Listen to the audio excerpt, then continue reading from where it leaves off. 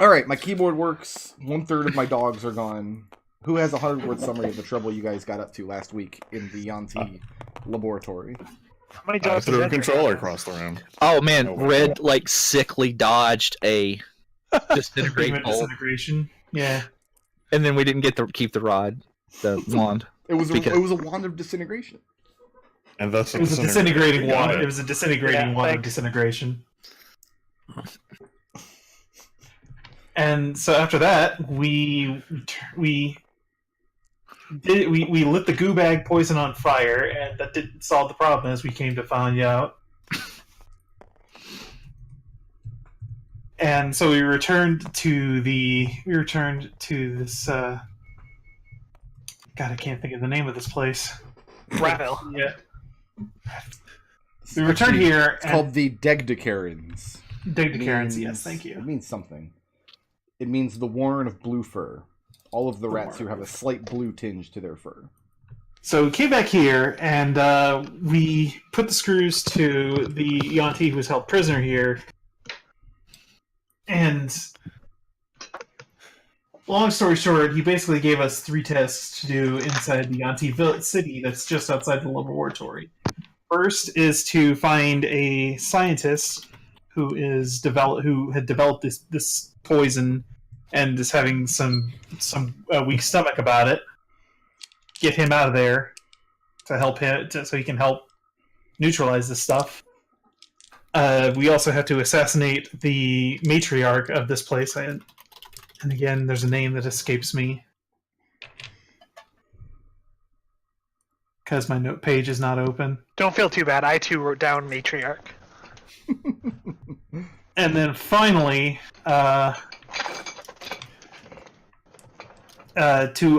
locate a staff of power, of some kind of magical power that was property of the Yuan-ti who is trapped here.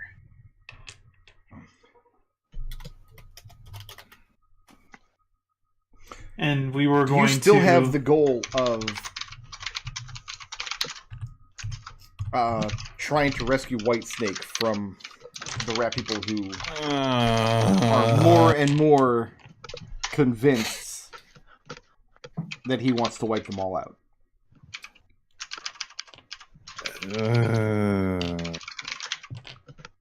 No. Raazu is of the opinion that... yeah.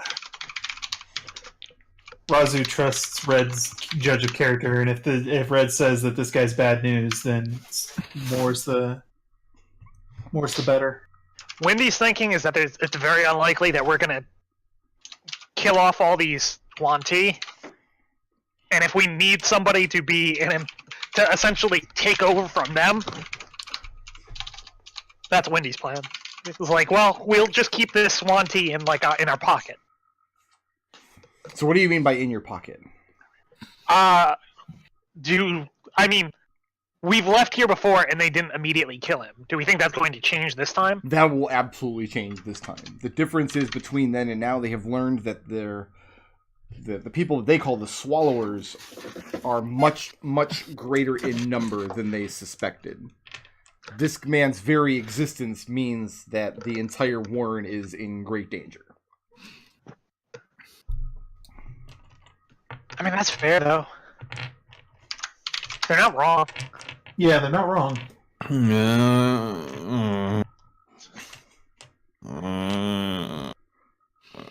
Adrex I think I'm gonna have to trust Red's judgment on this one. If you're not gonna listen to the Yuan-ti on Yuan-ti issues, why even have one?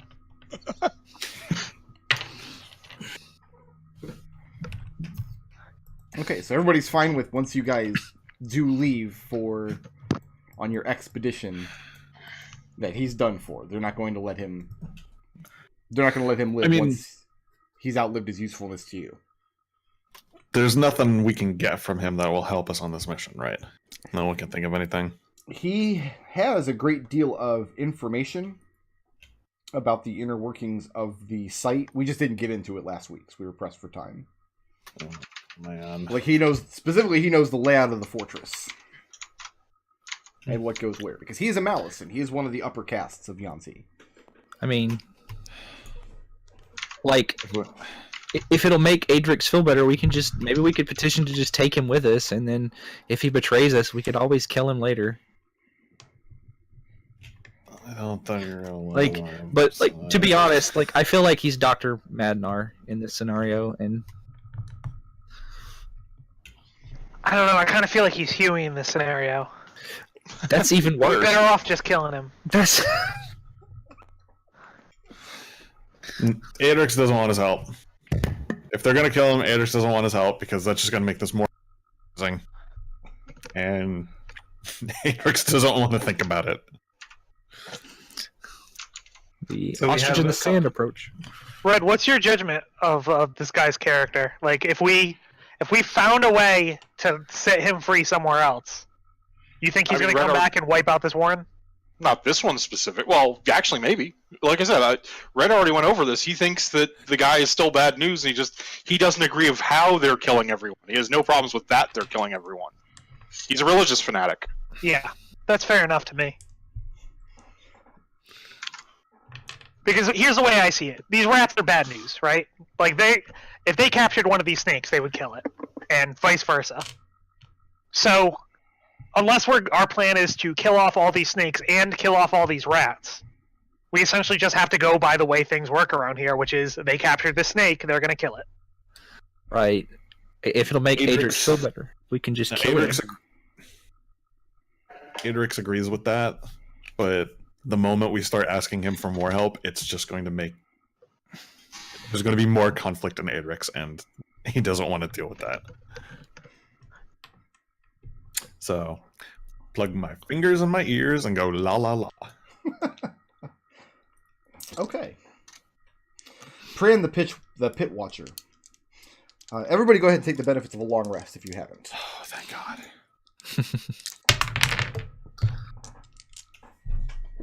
Adrex especially, because he had the ability to have a one-on-one fight with an opponent that I had planned to throw at the entire party. So, Adrex, how did everybody else's experience taste? I mean, let's take a minute to just pat him on the back because he ran roughshod over that poor little rogue. If he got another attack off, I don't know. He ate 2 sneak attacks before he got to do anything, and I think a third one might have put him on the ropes. It was rough. And I can't rally myself, so... Come on, Adrex! You can do it! So we're not going to use White Snake's information at all, then? I think that would be a mistake to not use it. Well, don't tell Adrex then. Yeah, I think Wendy is going to try to distract Adrex because she can see the conflict that Adrex is having. Let's let Red talk to this guy. Well, hey Adrex, why don't you go? Why don't we go hunting? I can teach you how to cook something. But to be very clear, you're going to go and talk with White Snake, full in the knowledge that he's going to be executed, and you're not going to do anything to stop it. Yeah, I mean that's just the way things work around here. Okay. It sucks. Let me just check everybody's alignment real quick. Let's see here. Uh huh. All right. So Wendy and Adrex, you're going off to play hopscotch? That sounds like a great idea. We're going hunting. You're going hunting. Okay. Wendy's like, hey, I want to be a ranger. Show me how to be a ranger. And Adrex is like, do you want your eyes back first? I've been carrying them for 6 months. Well, The only reason they're not venison and gross eyeball slurry is because they turned into magic fairy points, which they still are, I guess. Stick them back in there one of these days, and it's gonna work. Yeah. Just gonna piss everyone off. Palm them back in, just like, Adrex Adrex will just give up on medicine. Try that while you're out with Adrex hunting. Science. No, we're gonna hold that one off for a bit. Okay. Red, Raazu, and Birdie. Are you 3 going to go speak with White Snake? Yeah. Okay. The first thing that White Snake is afraid of is you turning him back over to the people of... let me pull up that map. the people of the Yuan-ti fortress. Oh, we can promise him that's not going to happen. Okay. There's my pen. Okay, good. It's so hard to type with my keyboard on top of my desk. That's bizarre to me. Isn't that what desks are for? I have... It's got one of those keyboard trays that slides out where it usually sits, so it's all like at my lap level, and now it's like up at my chest level, and it's bizarre. Does White Snake speak common, or do I have to translate? He prefers not to speak common because he knows that some of the rat folk can. Oh, that's fine with me. Just FYI, at some point I might edit some of the information I'm giving back to the party in the translation. Okay. So the 2 points of contention when you go in to speak with White Snake about like the layout of this place, it becomes apparent pretty quickly that the more intent you are on, we need to go in this place and essentially wipe it out to make it safe for this warren. He doesn't seem perturbed by any of that. You're not sure if it's because he's an exile from there or it's because that he genuinely wants the place ruined. So the first assurance he needs is that you're not going to turn him back over to Mustki. Like when all is said and done. No. Then the second assurance he needs is to find a way to free him from the warren. Because the second fear is that these rat folk, now that they're kind of over the idea of having this snake man as a prize, now that they see him as an actual source of direct danger, they're going to kill him. And he would prefer this not happen.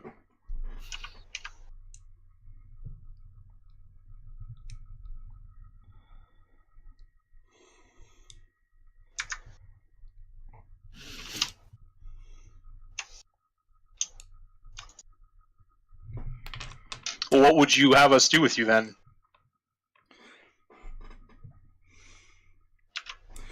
He's pretty confident that if he were able to get outside of the warren, and he knows most of the routes and the paths that the people of Mustki use when they go out on their slaving patrols,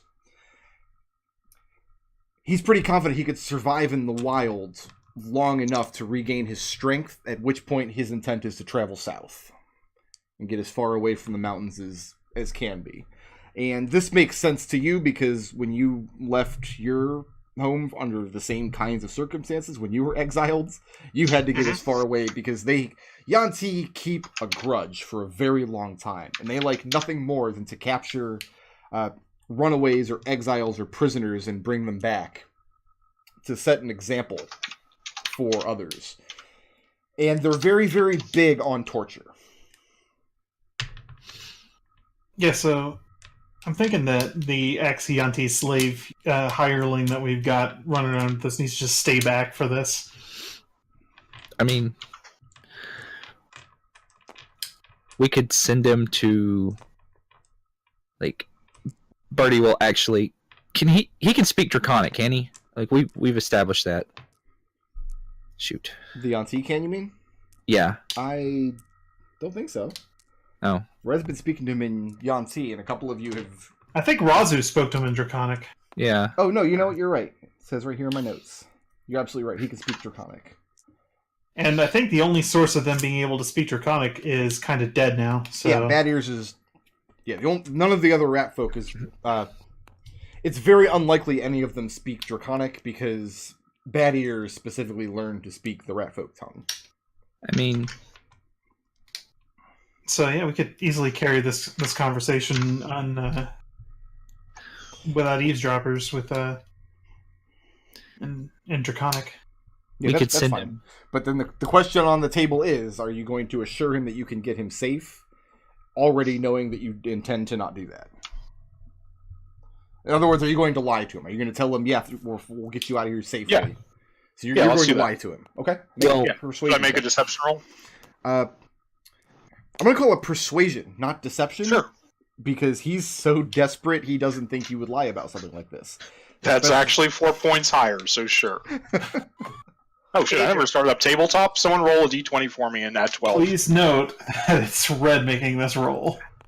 Right, Adrex. but Raazu and Birdie are standing there, and they also understand what's being said, and they understand Oh. the implications of it. Oh, that's a nat 20. What's up? That's a 34. 34. This man is very close to death already. He's been starved for a long time. He's been cruelly treated by these rats. He's desperate, and he knows that you have already gone through and toppled one of the Yuan-ti labs. So when you tell him we have ways of getting you safely out of the Warrens, he nods in relief. And then he tells you, then I'll share with you anything I can that's helpful. Like, Well, let's get out some parchment. Let's start drawing some maps. All right, and all of you should probably get out a pen or a pencil on the tabletop, because this is the actual map that we're going to be using. Oh god, they changed the interface. How do I join? Fuck. Everything there it is, never changed mind. and is worse now. Hey, at least I your don't like notepad change. isn't crashing, so you have one up on me. Do you need something, Wendy? Yeah, in a minute. All right. We can deal with it in a minute. You got it. Alright. So we'll come out of character for this part, just because we can assume that Whitesnake is going to share any pertinent information that he knows about the layout of the fortress. The general idea that you guys saw from the caves, which are up here, is it sits low in this valley. Adrex has gone and scouted a dangerous but passable overland route to where there's a hole in the top of this mountainous structure where you can peer down into the fortress. That region is patrolled by Yuan-ti.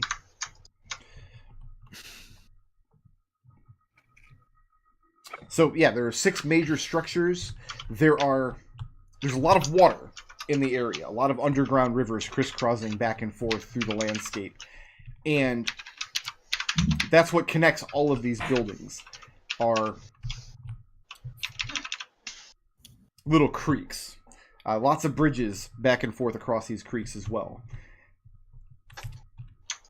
He first informs you that each of the structures sits several feet off the ground. None of the entryways are at level with the ground. There's always stone steps leading up to the main entrance, and the stone steps have iron gratings on the front of them where the water flows inside freely. So even the areas of the fortress, they have stone floors on the inside, but the water is never far away underneath.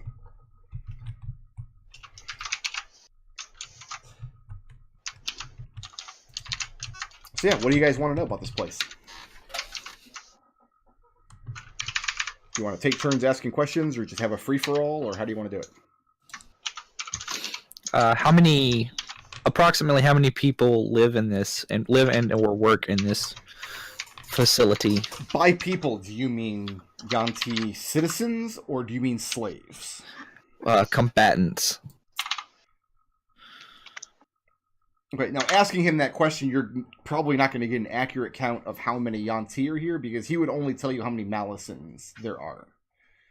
The Yuan-ti caste structure doesn't recognize purebloods as combatants, typically. In that note, though, probably close to 400. And then through some simple calculation, you figure probably that number again in purebloods, and then probably twice that number in slaves of various humanoid species. So the slave population outnumbers the Yuan-ti population considerably. Oh yes, and in fact the slave population here largely aren't prisoners that are taken in, but is a breeding population that they've had for a good 150 years. So Generation. the slaves are. My next question was how likely are the slaves to actually fight us? To revolt. To fight you, like in defense of the fortress, Yes. if ordered to by their taskmasters, he would put the probability at 100%. Okay. What languages are the slaves taught? Both, obviously, they wouldn't know anything to read or write, but how are they commanded? Slaves Are there any are- languages that they keep alive within themselves that think that you don't know? No, very not. And slaves that are caught speaking another tongue have their tongues put out. Slaves that are Okay. bred at the fortress don't speak the languages of their parents. So Yuan-ti is probably the only language that will be spoken on the site. Many of the Malisons, like himself, are educated in other tongues. And many of the purebloods also would speak Common and Southling because part of their job is to infiltrate other civilizations. Then it would be very difficult to try and directly incite the slaves to rebellion. It would seem. Well, if they've had that kind of that kind I'm of not level going of- to.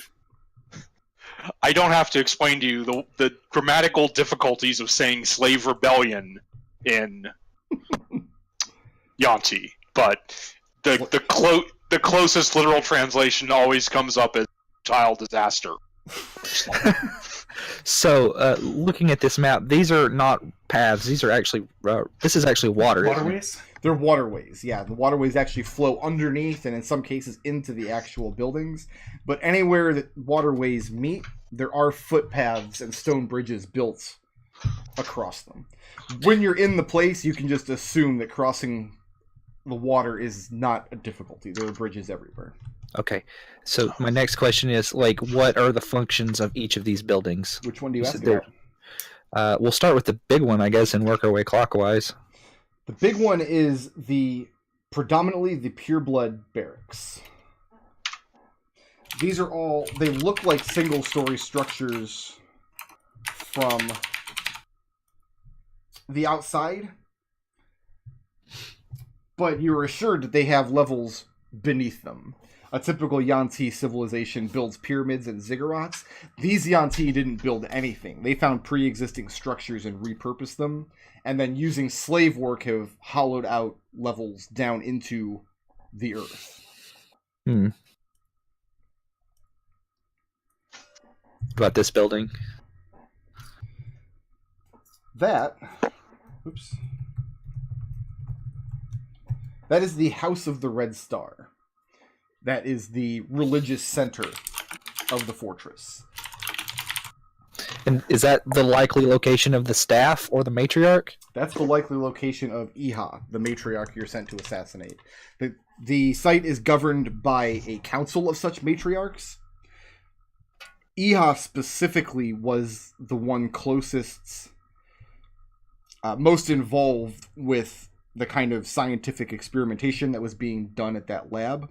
The reason he thinks assassinating her would help you is because the power vacuum she leaves behind would create a lot of confusion amongst the fortress, as other matriarchs seek to swoop in and consolidate Iha's power, while other Malisons seek to become the next matriarch. There might be infighting in the changeover, essentially. Okay.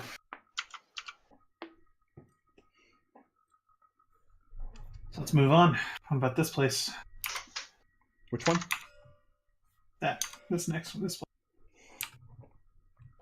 So this is up on a hill in the bottom of this ravine. And there are levels and levels and levels of catacombs, of tombs underneath this. He suspects Yuan-ti are not very interested in the histories of other species,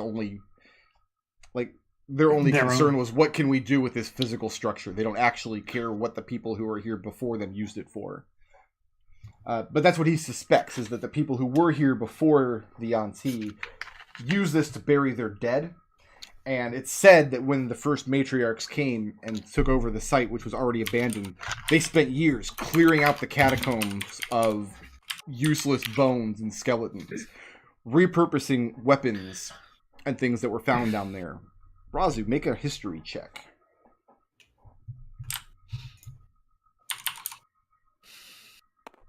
Raazu's history check is not great.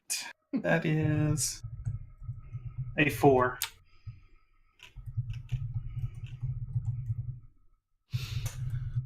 4? Yep. Okay. Then you kind of like, yeah, there's wisdom in that. What are you going to do with a whole bunch of old bones?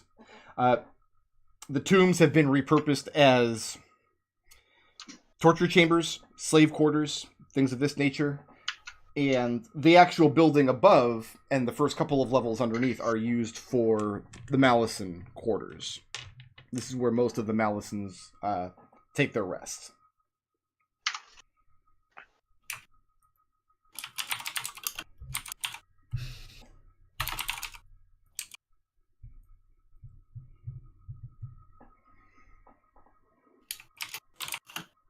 What's next?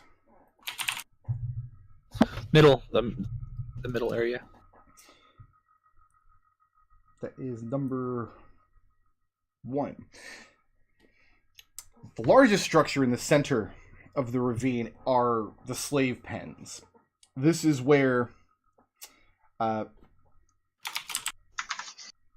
there's a fighting pit, like a communal fighting pit for various Yuan-ti Malisons to fight their slaves against each other for amusement. Inasmuch as there can be a VIP slave area, this is it. It's also well guarded for that reason. The Yuan-ti ensure their slaves are not taken or stolen out from under them by other rival Yuan-ti amongst the aristocracy. Mm-hmm.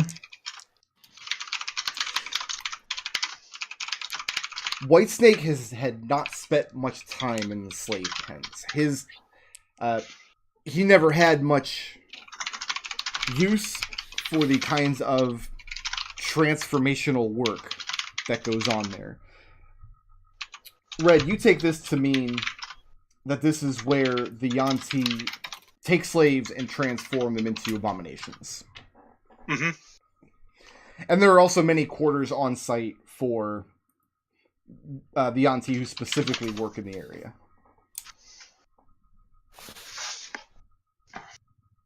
Okay. What about over here? That is the staging ground for their military.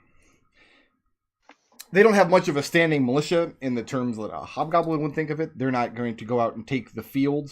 But this is a rallying point for when they send scouts and slavers out into the world to find new slaves. This is where martial training takes place. Predominantly, this is a purebred area. Mm-hmm. And a lot of what goes on here as well is training large snakes. The Yuan-ti have a way of using, like, just the regular animal snakes, not even necessarily mythological monster snakes. Like or constrictor kind of things. Right. Huge constrictor kind of what we're talking here. Yeah. And Red, you would know all of this, of course. They use snakes the way that humans used dogs and horses. Yep. For menial tasks, for entertainment, and even for combat if need be. Similar story in this area right here, right directly to the north question mark of it. Right, that's the snake pens. Why did it have to be snakes? Okay. How about down here? These are the Taskmaster quarters. The Yuan-ti of Muski they place great value on certain races of slaves. And the people here are slaves, but they are very valuable slaves to their masters. Beneath this, they would have birthing quarters in here. Female slaves who are pregnant would be housed here until they give birth, so the children can be taken away from the parents. Also very heavily guarded. Okay. There are 6 taskmasters in particular. He does not know their names. It was beneath his station to learn their names, but he knows them by their race. And inside the Muski, they're sort of known as the alphas of their race. There is a Dragonborn, a Goliath, a Yukari,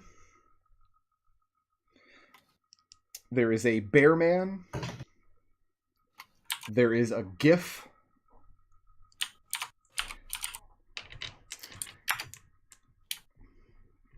and there is a man made of water. So one more time. There's a Dragonborn, a Goliath, a Yukari, a Bear Man, a Gif, and a man made of water. That's really strange. That last one. He described some of the things he's seen this man do. He has long hair, and when he wears clothes, his hair and his clothes flow around him as though rippling in water. He's seen him create and shape water just by using gestures of his hands. He's able to breathe underwater, swim incredibly quickly. You had a question? I have a character, Water Genasi. He doesn't know what the word genasi means, so... Well, I mean, it said out of character, Water Genasi. I mean, do you expect me to answer that? Eh. All of these taskmasters are men, and all of them are slaves that have been taken from the outside. If you intend to attempt any kind of slave rebellion, you would have to turn most of these taskmasters to your cause, but he thinks that would be incredibly difficult to do.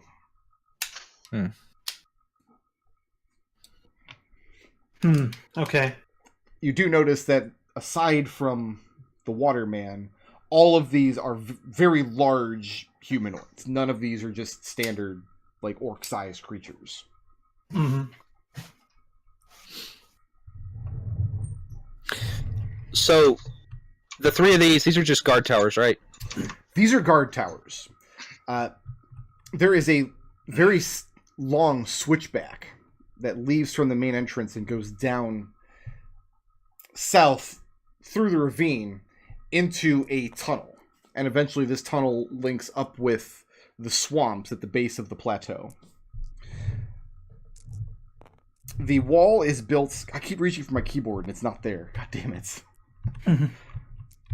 There are 3 towers, 2 stationed outside of the entrance, and 1 stationed on this side of... it's east, okay. 1 stationed on this side of the fortress, because along this eastern cliff face are many... like a honeycomb of cave openings in the wall.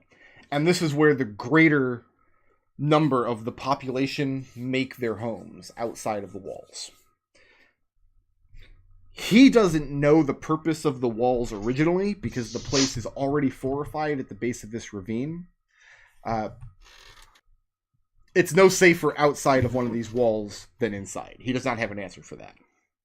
Okay.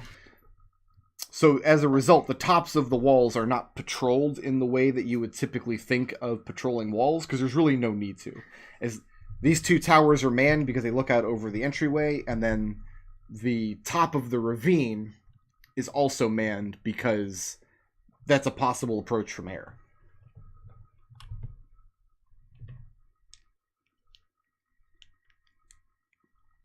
Okay. Okay, so guard towers. The only question other question that I can think to ask is, what is the most likely location of Mr. Scientist Man, and what's the most likely location of the staff that he is aware of? The staff would likely be up here in the Malison quarters. That's where he and his family lived, being servants of the city itself, one of the matriarchs. Mm-hmm. And unless there's been a move against him and his, like perhaps if they presumed him dead and another Malison swooped in to try to commandeer his wealth and status, it should still be there. What Yeah, can you describe the staff for us? And he does. He describes a typical Yuan-ti accoutrement. He describes it as a red wood staff, almost orange, which does strike you as odd, because that kind of wood doesn't grow anywhere near here. But around it, he had attached a silver coiling snake with a viper's head, lunging from the tip.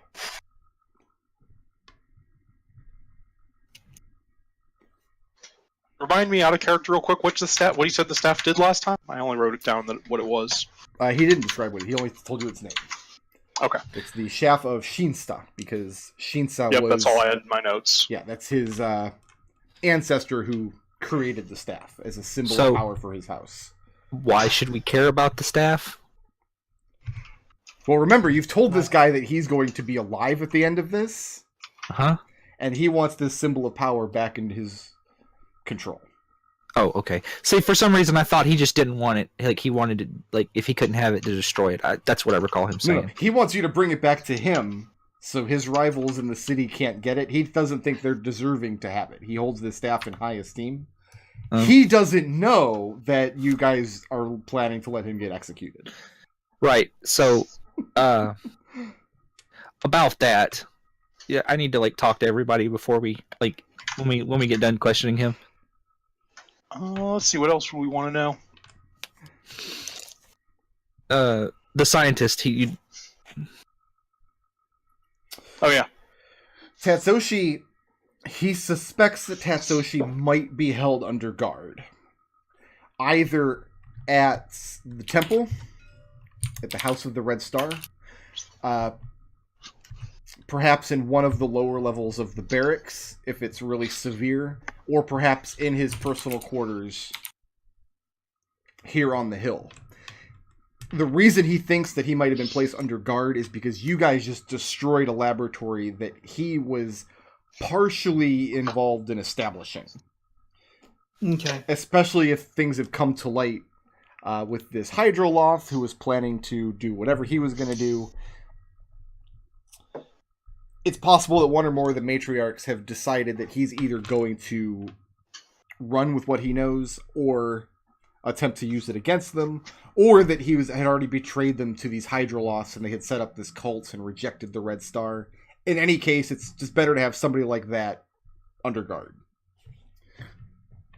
Where does he When, normally work? Oh yeah, go ahead. No, go for it. I was just gonna say, where does his normal works? Like, where does he normally work at? Like, he's a scientist, and like, obviously he does research. So, like, Not anymore, because he's too prestigious for that. He's too high up in the caste system to do that kind of work. He's an overseer. He helped to establish this lab. He was very proud of it for a time. Whitesnake isn't sure whether or not Tatsushi knows about the cult that had formed up there. If he did, Whitesnake suspects that Tatsushi was disgusted and may have been moving to eliminate it himself. He's always known this man to be very loyal to the fortress and to the matriarchs. okay. But Yuan-ti are an evil and suspicious lot. When we assassinate the matriarch, in what way do we frame one of the other power groups to cause the most chaos?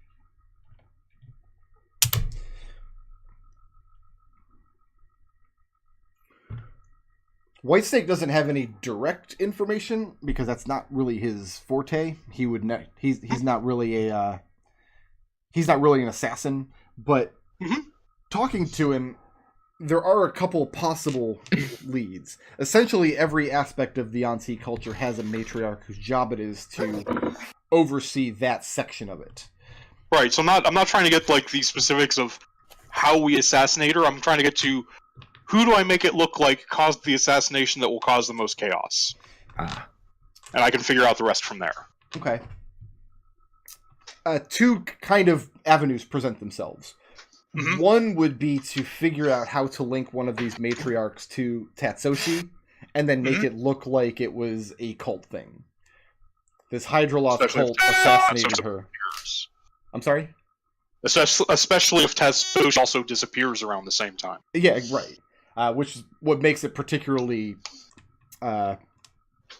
appealing to you. Mm-hmm. That's one way to do it. Another way to do it would be if you somehow pull off a miracle and can turn some of these Taskmaster slaves against her, figure out which of them is owned by this matriarch,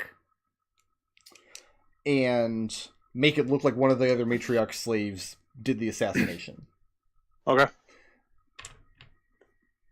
And when you said Tesoshi's under guard, do you mean he's brought his own personal guard to protect him, or someone else preventing him from moving freely? No, I mean, somebody said, hey, bring Tetsushi to me in irons. Yeah, that's kind of what I thought, but I need to be sure.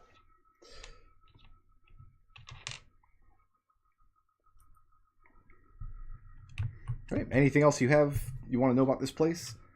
The two of you who aren't there, you can ask questions as well. That's fine with me. We won't. No, it's way more fun if Adrex he knows absolutely nothing. Okay. Oh God. Nodal, do you have anything? Any questions? No. Okay. So Birdie does actually want to talk to Red when we step outside. Yeah. So Birdie wants to ask Red. He's like, "Can we just actually get this guy free and send him south? I can write him a letter of recommendation, and we can send him to the swamp where I'm from, and send him down there to work for my guy, because I still owe him more recruits, and the likelihood is he'll kill him anyway. So, Birdie, what exactly would he do if he doesn't kill him anyway? What would his job be? he'd probably enslave him and put him to work, in the, I don't know. Red leaves as soon as you get the word enslave out of your mouth. Yeah, bad choice there, buddy. Red is already out the door. Honestly, I don't know what the dragon would do. He didn't really keep slaves, but he doesn't really have any, unless he's been doing, recruiting on his own, he doesn't really have anybody to work with him. So, I'm not really sure what he would do with him. Probably just eat him. He doesn't really like Yuan-ti. Who So does in the when you forest. think about it? There's a very related conversation going on. Okay. Adrex, you came out here mostly because you didn't want to think about what was in there, right? Mhm. What is your reaction when he starts bringing it up? To Wendy basically telling him, yeah, they're in. That this was all a distraction for Adrex, you mean? Not bringing it out in not so many words, but Okay. just talking about it, about what's going on with him, whether he's just gonna get killed by the rat folk. After a few minutes, it becomes pretty clear that Wendy's trying to convince herself. Okay. So, Adrex's logic is very simple here. Yeah. Yes, he's a prisoner of the rat people, but he's also helping us who are helping the rat people. Therefore, he's helping the rat people to try and solve this problem. It is particularly cruel and almost evil to get his help in dealing with their Yuan-ti problem and then executing him anyway. When he is very much providing a good here. Doing something good, I mean. I'd also want to point out, let's be clear here. The only reason Birdie is suggesting this to Red is he wants to make Adrex feel better. That's the 100% of the reason. So. If we had found an orc camp, right? Hmm. Where they were being helped by slaves or whatever, and then killing them, we'd have killed them, right?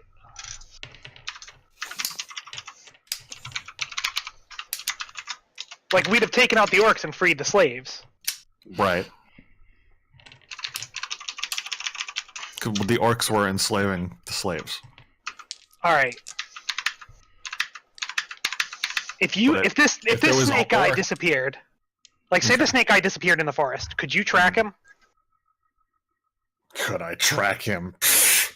Adrex puffs out his chest. All right, this is what we're gonna do. We're gonna get that snake guy out of that cave.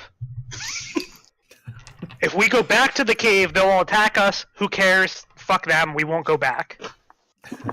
Because if we start killing people because it's easier, what are we even doing out here? What's the point? Like, the whole reason we're out here is we're supposed to be making the world better. I think the world's trying to make us worse. And somewhere Bows and Bob is like, yeah, what the fuck? To be fair, Bows and Bob deserved it. You really think the world is trying to make us worse? I think that we're in a struggle with the world, and either it's going to win or we are. And I don't know about you, but I hate losing. Oh, I hate losing. I can't Okay. stand losing.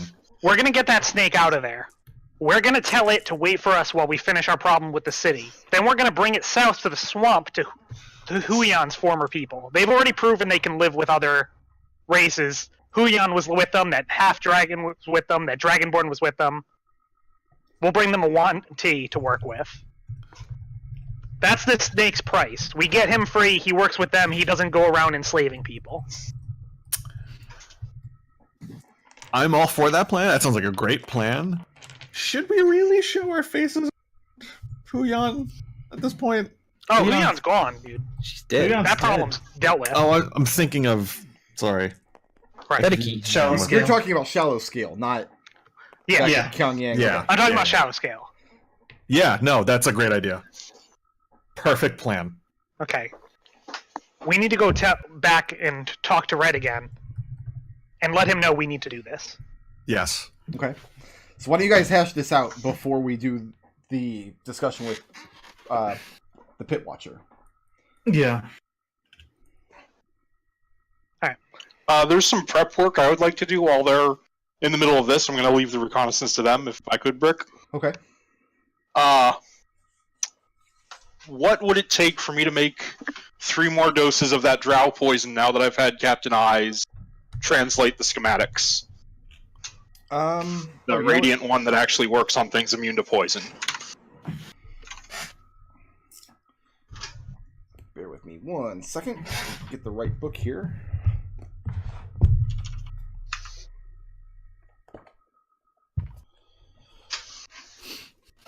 I think it's a 2nd level spell. Effectively, you'd be using the rules to make a 2nd level spell scroll.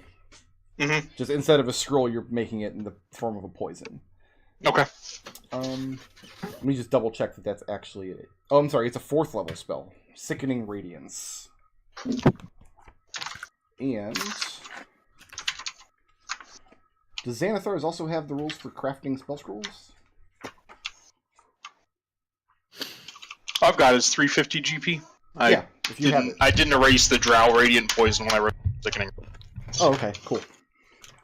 So, Yeah, it's because effectively that's what I would like to... just a gold piece Sorry. cost, effectively, to put Okay. together the materials and everything for it. Guys, I'm gonna take money out of the party loot. You Well, can remember- I take just some. take it from Adrex. All the money is in bags now. There's no money in party loot because you've got mephits attached to you. Maybe still. Oh yeah, I guess I'll have to tell you when I open up this bag to get the money out. Open the bag underwater. That's what I said.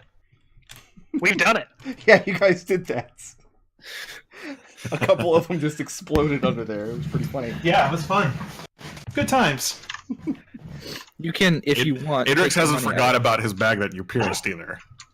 Oh, right. So, on the way back, Wendy says, by the way, Adrex, I was testing your bag to see how it worked, and I sliced it with my sword. I'm sorry.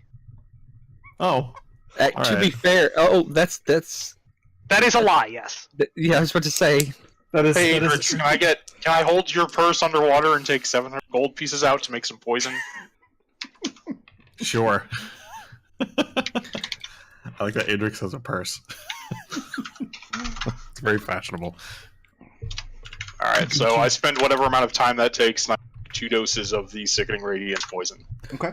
And Adrix believes the lie. Like, he has no reason to ever think that Wendy would lie to him. That's Yeah. silly.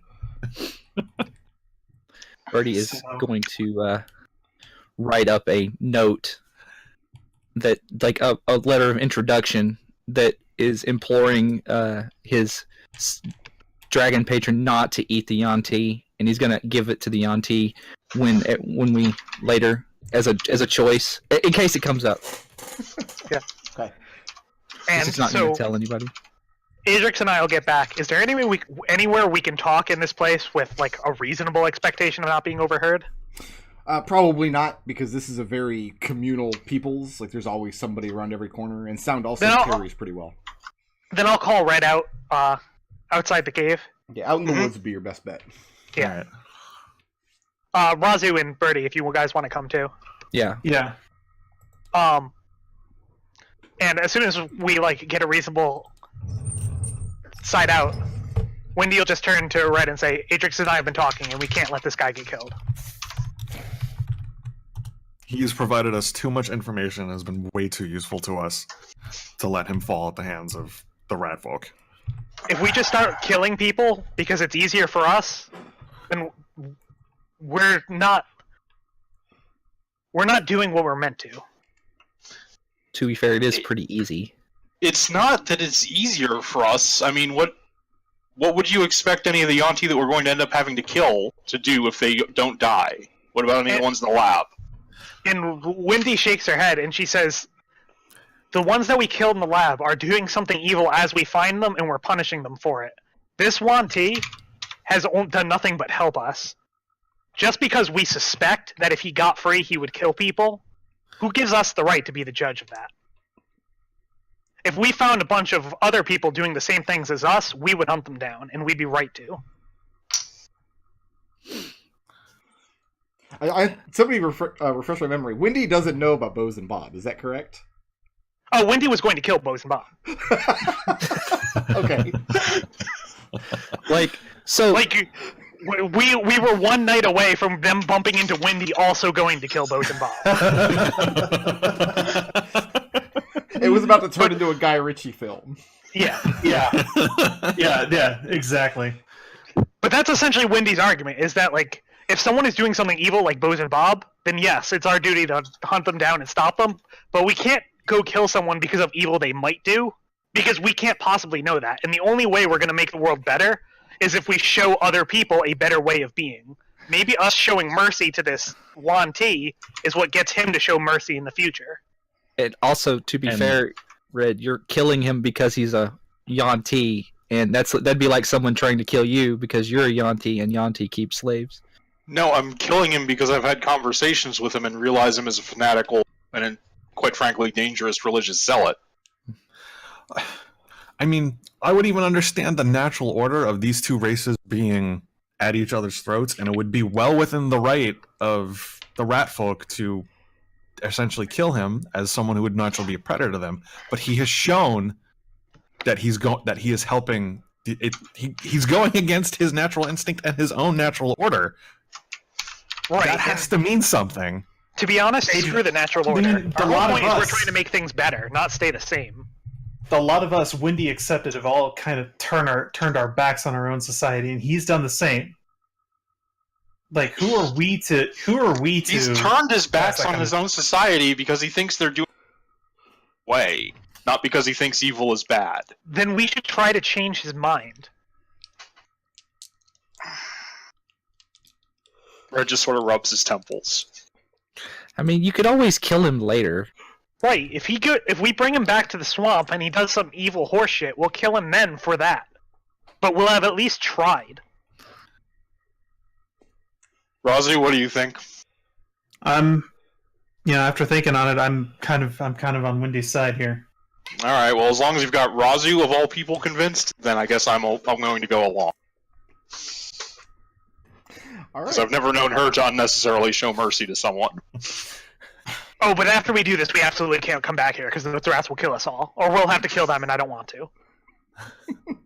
Agreed. Red just shakes his head, continues rubbing his temple at that. But for the time being, though, we should probably see what advantage we can glean out of this place before we basically light the match and set this bridge on fire. Sure, that's fair. We're doing them a big favor. They can help us in return.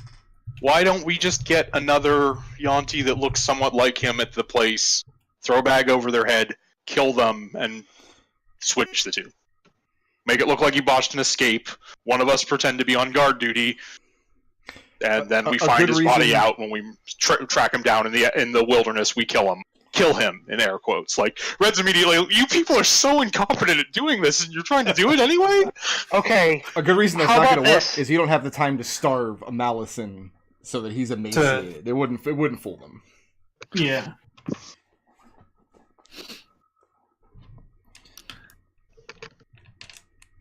I mean, So are you going to break him out before or after you speak with the Pit Watcher? After. Yeah, I think the plan is we break him out as we're leaving, then we go do these guys a favor, Yeah. and like, if they decide to hunt us down, that's on them. Well, Ratfolk We're are going to very do them the unlikely... favor regardless, because we're doing the favor to make the world better, not because we're doing them a favor. Okay. Ratfolk are very unlikely to hunt anybody down. It's not really in their nature. They'll probably just curse your name for generations. And there's a big overturn in their generations. They're on like a 10-year cycle, so you'll come back next year. It'll be all new rat folk, and they'll all know your name as being mythological evil that allied with the snake people. despite the fact we killed tons of snake people. One major exception to the rat folk society you've seen is Pran Pit Watcher, especially Raazu, who's gone down to where he's built stations into the wall, and much further down than you've even gone. His first station is kind of his little living quarters that he's made comfortable for him. The second station beneath that connected to a tunnel that went somewhat into the stone and then opened up into that strange... spire. It didn't look like it was made out of the same material as the spire, but it definitely looked like dwarven workmanship to you. And then he's got levels even beneath that. And doing some math in your head, if he's been at this for years and years, it's possible that he has stations stretching all the way down to maybe even the top echelons of the Underdark. He does seem to know a lot more than most rat folk. He does seem to be much more interested in legends and stories and mysticism, whereas most of the rat folk are only interested in their next meal and their next litter. So do you tell us, like, your conversation with this guy, Raazu? Yeah. So then, maybe that's a way we could get this snake person out?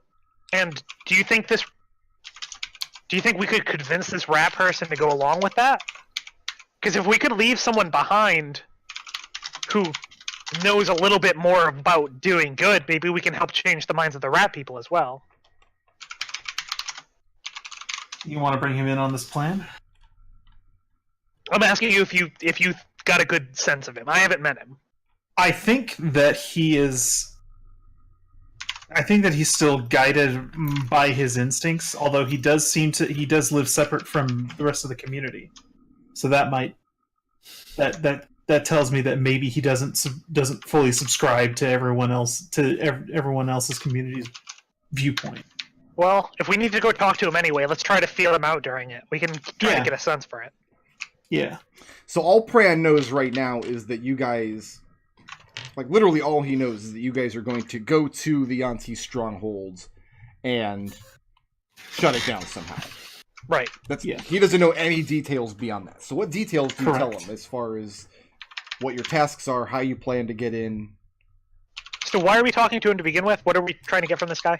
He's got access to some kind of mental projection thing that might get us better eyes than what Adrex was able to do inside the fortress. Frelish described it as a cloak you can wear, so that you can walk into the structure unseen. I think we basically tell him most of it then. We tell him what our plans are, like what we've gotten from this Yuan-ti. I don't see much reason to hide anything from him except for not telling him yet that we're planning on getting this Yuan-ti out. Yeah, what's his reaction when we start bringing up the Yuan-ti's information? He takes many long drafts on his squirrely, twisted-looking pipe, listening very intently. This is a man that he's not just hearing what you're saying, like he's listening to and feeling out the words of it. And it's also possible he's tripping balls. Difficult to say. Yeah. Can do both. He tells you, just very matter-of-factly after you describe this, like, this is everything we've learned from the Yuan-ti. He says that the sense of the Warrens is as soon as you all leave for the Yuan-ti fortress, that they're going to put the White Snake to death. They're going to carry out his execution. And he Do puts you his pipe agree with back in his that? mouth. Are you going to be up there with them? He says he would not turn his back on his Warren. These are his people. Sure. Then why are you telling us about this? He acts a little surprised. Wendy, make an insight check. Okay. He acts a little surprised that this is news to you. Like, how did you not know we were going to execute this Yuan-ti? Like, everybody's talking about it. Throw me an insight check, please. Yep. That's a 14. 14? He's definitely acting surprised. Like, play acting. Like, he seems to sense there's another layer of this conversation. Like, everybody here's on the same page, and right now, because of formality or pleasantness or whatever reason, you're acting like you're not. Okay. And Wendy will say back to him, but the Warren's main enemy is this Yuan-ti city, right? So if they were dealt with in such a way that they couldn't come after the Warren anymore, they shouldn't be too concerned over what happens to this White Snake, right? They'd be so happy that the bigger problem was dealt with.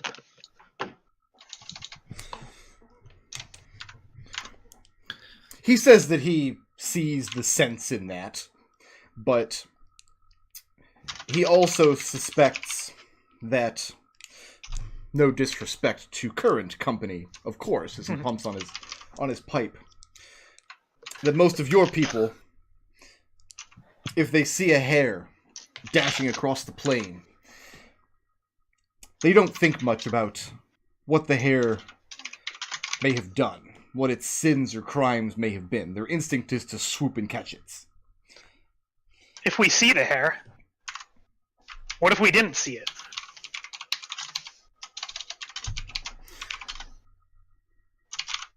And he smiles. He's kind of curls up his face curls up into a grin, which is very bizarre on his long rat snout. You see his whiskers twitching. And he says that rats are a very easily distracted people. Perhaps if the prisoner were to escape through no action of anyone present, I'm sure, Right. during the commotion, it's possible the populace will be onto the next idea within a turn of the sun. Perhaps he could be forgotten. So we need to... Adrex raises a Dragonborn eyebrow at that. So basically, we need to make a large stink. And, like, the most dramatic... I can do that. And he waves his hands in front of you and says, No, a stink. That will have the opposite of the desired effect. You see, when you have a bunch of rats in congregation and you do something to alarm them, to incite panic or confusion, they swarm in many different directions. They become aggressive, as though cornered. But rats that are complacent, as though through celebration, perhaps? Raazu looks to Wendy.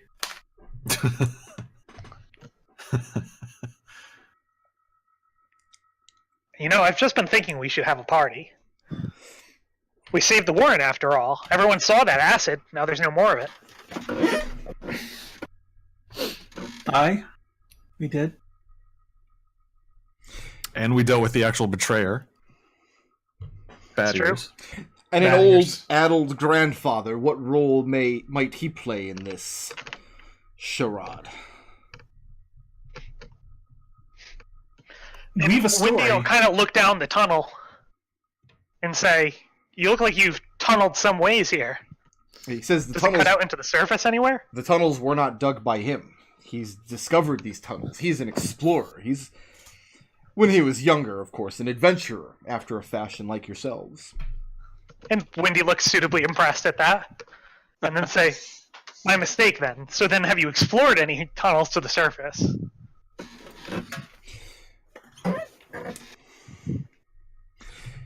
Let me put it this way. Yeah.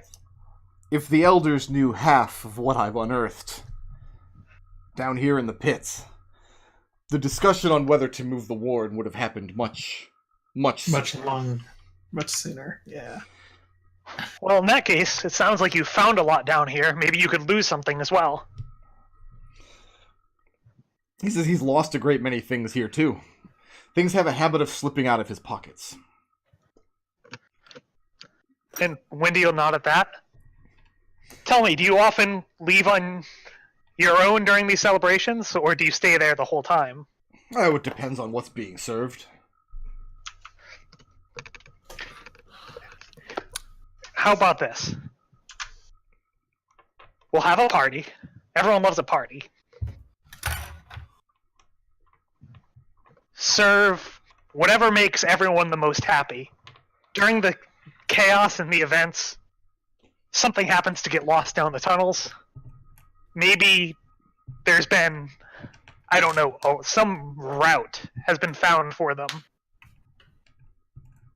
And Wendy will look around at everyone down there. Does that sound doable? Mm-hmm. Is there a catnip for rats? A rat nip? Oh, I wish you had not said the word ratnip. To be honest, Adrex, they seemed so shocked and pleased to have food that wasn't being portioned out to every individual person a little at a time, that I think if we went out and found a couple deer, that would be a rat nip. I want to take this time to point out that ratnip is a brand of rat poison. Good job. Thank you for that. Don't worry about it. So, is this something you guys Fantasy are going to be pulling off before you leave out? Yeah. Okay. Yeah. I think this is what we do. We essentially throw a party on the eve of us leaving, to essentially celebrate both us cleaning the waters of the well and also dealing with this city. Okay.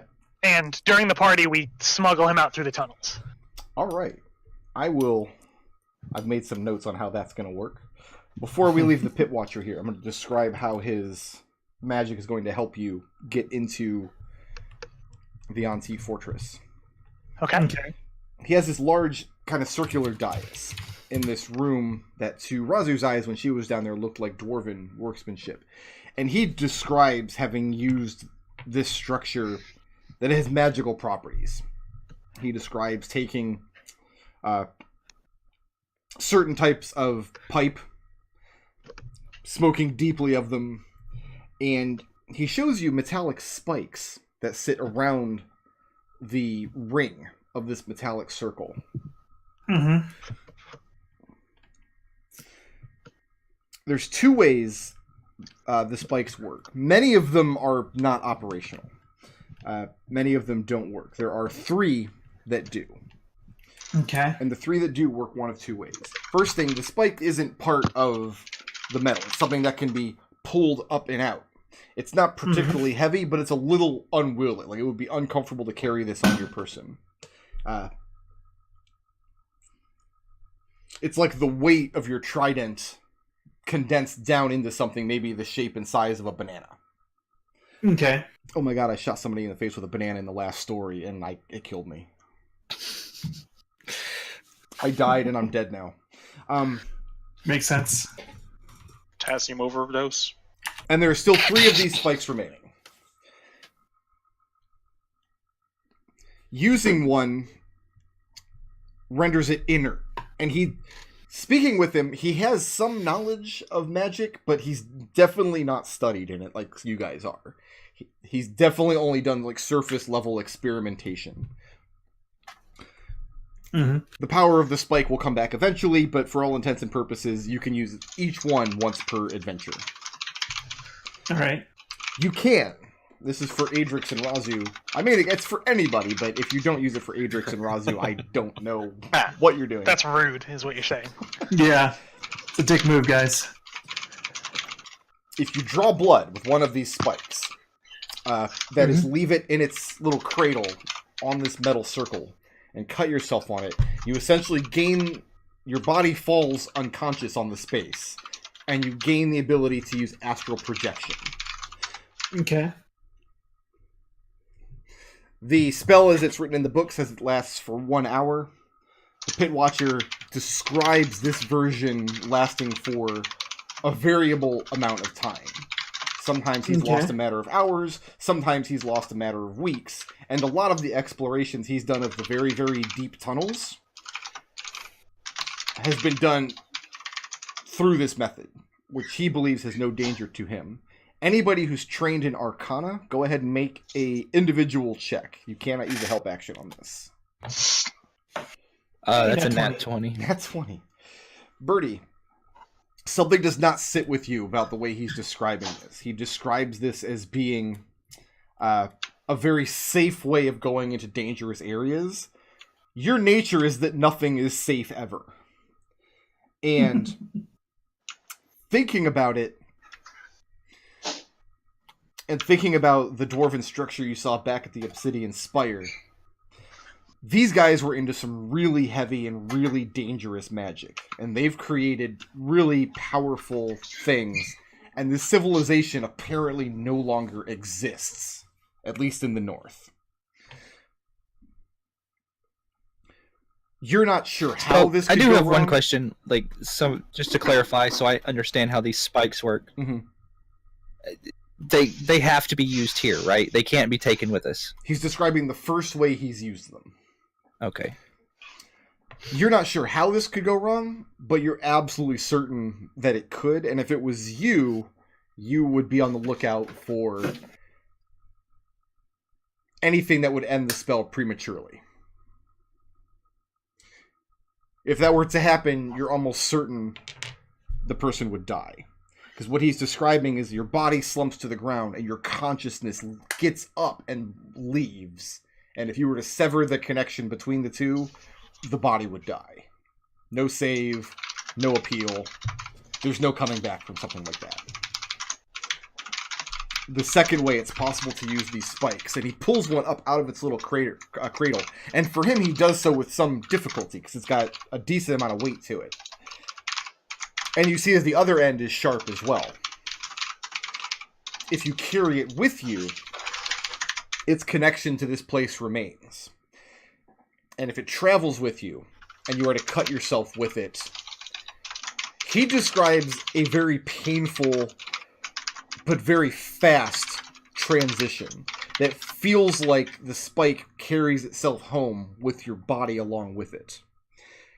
He describes being pushed through stone walls, through rivers. Empty space, he says, is the worst, so he tries to not do this very often. And he puts the item back down in his cradle. He has 3 of these here. And he's offering, because Frelish has asked him to, he's offering to allow you to make use of them in this particular excursion. Are we expected to return them when we're done?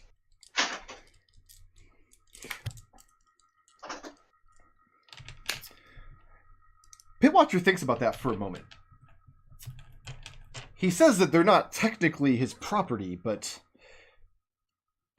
he doesn't see much sense in allowing a site like this to be desecrated, so to speak. It would be a real shame if one of these spikes were to leave and not come home. And Birdie, again, something about this doesn't sit right with you. Something about having an object in your hand that's magically connected to some place very, very far away. In your mind, you just see a thread connecting those two things. And it's going to keep you up nights thinking about what would happen if you could sever that thread.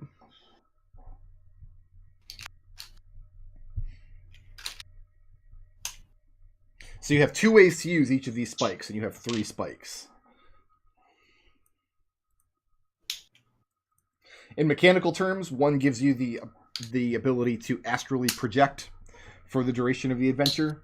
The other one gives you the ability to be physically there, but with a get out of danger free card. After which, you're out. You're back at this site.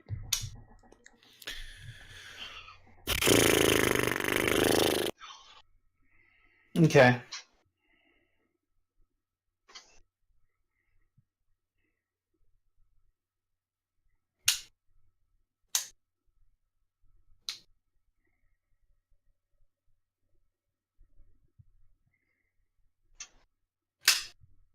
I mean, we Alright. should take it just in case. Yeah. So let's start with Adrex, because you and Raazu are the ones that really have to consider this very carefully going into a stealth adventure. Yeah. Option A, don't take a spike. Option 2, take the astral projection. Option 3, take the spike with you. I think taking the spike with us is the best choice, honestly. I'm asking Adrex right now.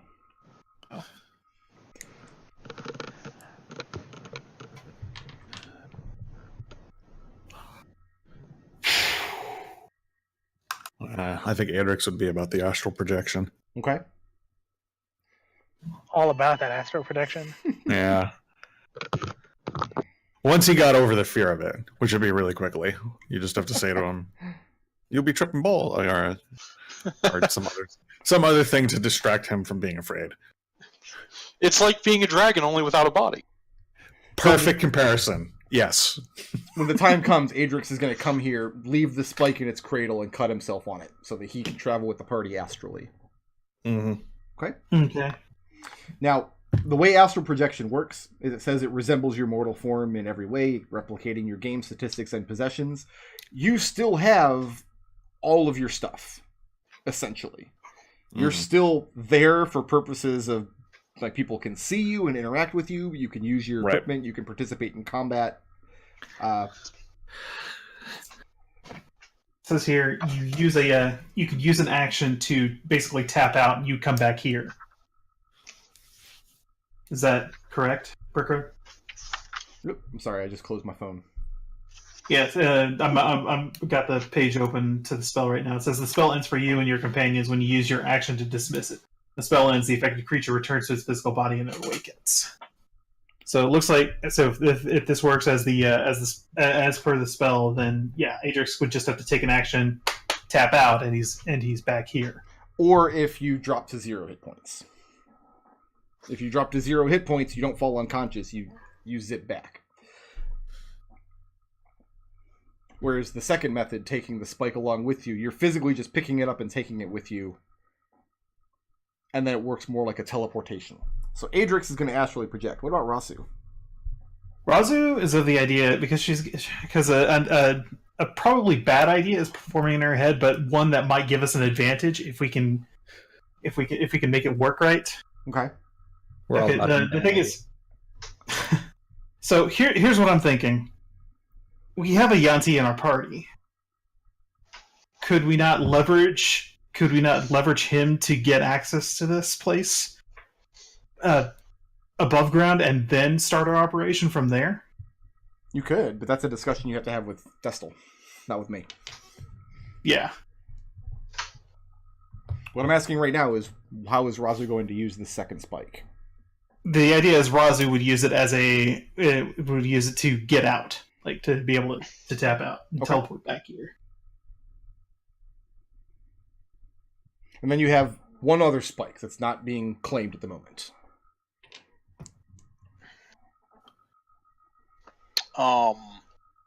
It might be worth it to bring that with us, and in particular, it might be worth it if I decide that I'm going to sneak off on my own to kill this matron as a way to get out. But I think if we bring it with us, that's more of just a floater that we hand to whoever needs it at the moment. Okay. So Raazu picks up one of these spikes. You put that in your inventory. Who's taking the third one for now, Red? I think so, unless someone else thinks they might need it. Mm-mm. Okay. So, we're going to take our break in a minute here. But there are 4 tasks to getting Whitesnake cleanly out of the dead Terrans. And you guys have to decide who's doing each one, or who's going to team up to do each one. 1, you're going to need somebody to hunt food outside for this celebration you're going to throw. 2nd, you're going to need somebody to come up with a plan to either convince or distract Meyer, their pantry keeper, the mean old kitchen lady. Because if you don't, she's going to naysay this party entirely. We need to start saving for next winter kind of stuff. 3rd, you're going to need somebody to draw anybody in the Zerich away from their quarters, the cell, and the pit. And 4th, you're going to need somebody to physically get Whitesnake down to the tunnel where he's going to escape from. Because he's incapable of climbing all on his own. He's too weak. I feel like the first 2 are really easy to answer. Okay. I feel like Adrex is going to be the hunter, and Wendy is going to be the one to convince Pantry Woman. Okay. Am I wrong in that assumption? That's fair. So, Wendy, are you going to convince her, like, try to persuade her that this is something you need to do, or are you going to... I'm going to try bribe keep her. busy? You're going to bribe her with what? My thinking is, she likes, I'm not saying this to her face, but I think she likes having the power over everyone else, because she wouldn't be that fat if she actually cared about saving food for everyone. So I'm going to say, hey, we're going to have this party, but I figure Adrex can bring down 2 deer as easily as he can bring down 1. We'll have this second deer. We won't tell anyone about it. We'll give it to you. Then you can give it to whoever you want. Okay. Who's going to draw away keep the Zerich occupied while you guys get Whitesnake out of his cell? I guess there's actually a 5th task. Somebody needs to break the cell open somehow.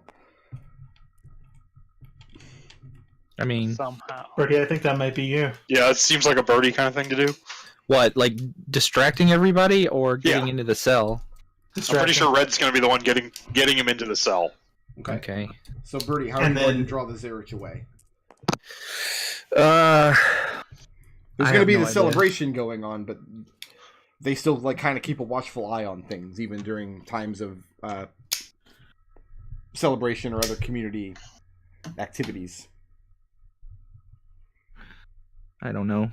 I have absolutely no ideas. Any suggestions? Bribe them with alcohol. I don't have any alcohol.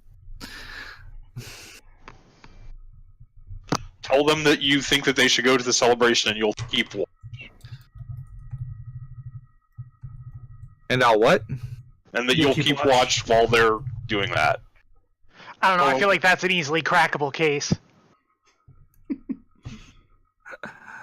I mean, exactly how, like, unobserved do you really think this is all going to go down? I think we need plausible deniability. And then you passed out because you drank too much, or ate too much. You're very small. Well, your rat, probably still bigger than a rat. Damn.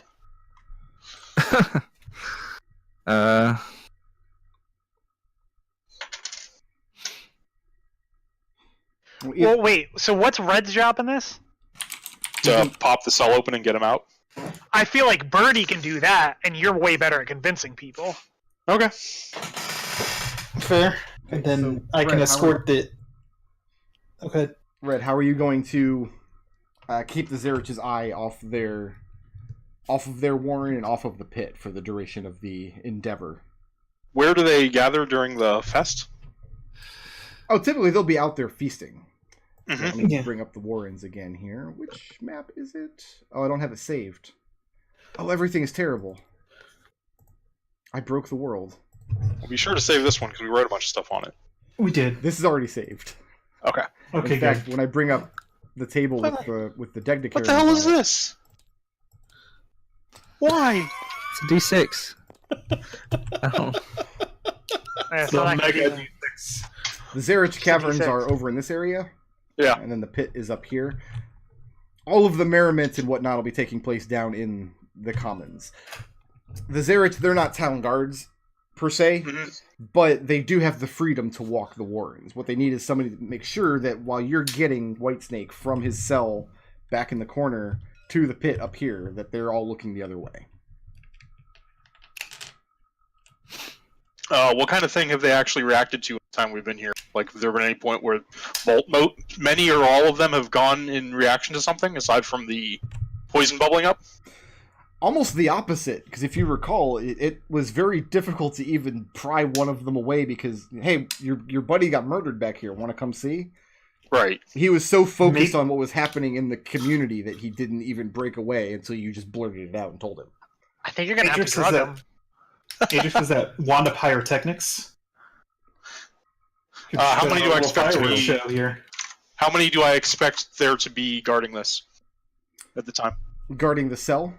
Yeah. Probably 2. They typically kept 1, but the last one they kept there got crossbowed. So most likely 2. Let's see here. We could put on a. I could put on a show with my. As a distraction at some point. While you're thinking, My cantrip. this leaves Raazu to physically get Whitesnake down the cliff. You're just going to climb him down? Yeah. Okay. I figure he weighs less than Raazu's armor, and we've already proven Raazu's armor can make the trip with her. Yeah. Although I hadn't made that determination at the time, I was going back and forth, like, would it be funny if Raazu just fell to her death right here? That'd be a bummer. Not for me. I don't know. That seems You're a like sadist. that seems You'd like have to deal with McDohl. that seems like an unsatisfactory way to get rid of a PC. Who is there anyone who doesn't have a part in the plan right now? Just you. Damn. I mean, Birdie's going needed- to be in the area because he's going to be opening the door. I need an accomplice. You could also make use of Adrex because Adrex's task comes beforehand. Adrex, perfect. Adrex, I need you to start a drunken brawl. Oh, okay. Make sure no one actually gets hurt. Or just be a drunken, nuisance. Start smashing things, start challenging people to fight without actually fighting them. You're good at what you do. I'm trusting you to be creative here, buddy. I love the idea of telling Adrex, start a big fight with these people that are 2.5 feet tall, but don't hurt anybody. I don't know. I feel like it should be easy to not hurt them. Yeah.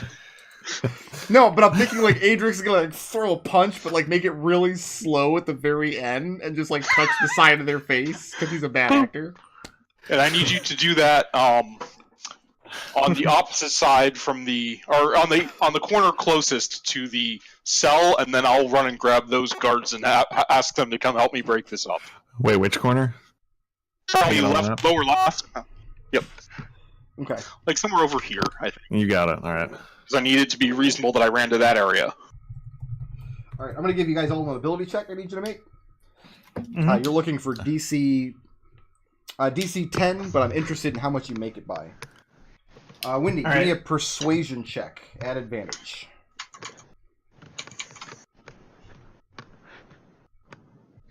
Did you say Wendy? Yes. Yes. I missed a little bit of that.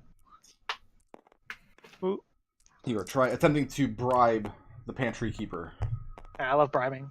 Oh, Wow. That's a Oh, witty original Nodal. right there. Nodal, you criminal. Now, That's 220. next time you need to make an attack roll at disadvantage, I want you to remember this roll. I want you to remember this moment. When I roll 220s again, So what does that come out to be? that comes out to be 22. Adrex, Nodal, make McDohl a is survival right check. here. A survival check, huh? Let me see something real quick. DC is 10, and you want us to know how much we make it by? Yep. Well, just tell me what your roll is. But if it comes out under 10, you might want to consider blips. Yeah. All right. We believe in you, Adrex. Don't say that, Nodal. Hey. That is a 6. 16? 6. Yeah. Just thinking about spending blips. You said a 16? Yes. Okay. 16. Red, I need a deception check. And you can make this at advantage because Adrex is going to be aiding you from outside. Okay. That's it. Yep.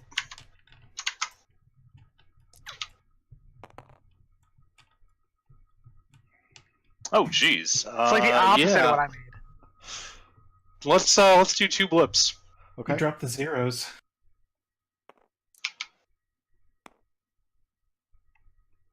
So that comes out to a 21 now. Okay. Birdie, I need a Thieves' Tools check. Dexterity Thieves' Tools. So that'd be 19 plus.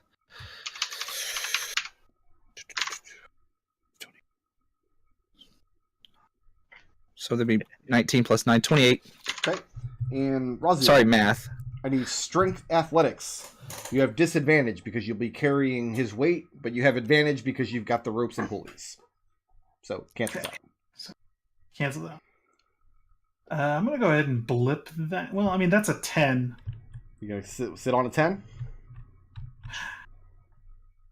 No, I'm gonna spend 2 blips for that. Okay. Much better. That's a 25. All right. Let's go ahead and take our break.